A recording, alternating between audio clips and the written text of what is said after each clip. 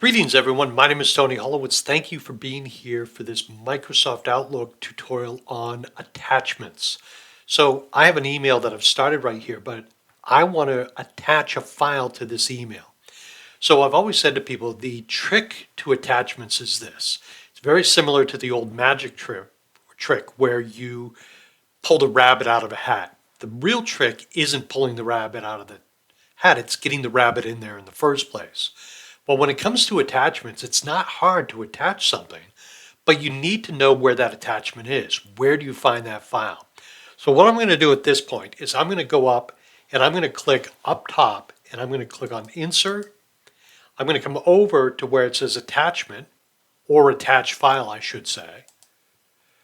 I'm going to choose an attachment, okay? And I'm going to browse this PC to where the attachments are. I'm going to go into the Documents folder. And previously I had done a PDF in another tutorial called the Outlook PDF test. I'm going to click Insert, and now here's the attachment. So I'm just sending this attachment to myself because in my next tutorial, I'm going to show you how you can save this attachment to an area of your computer. So I'm going to click Send, and now when that attachment comes in, we will see it in my inbox. Now, just so you know, you can click on any of the column headings to sort things.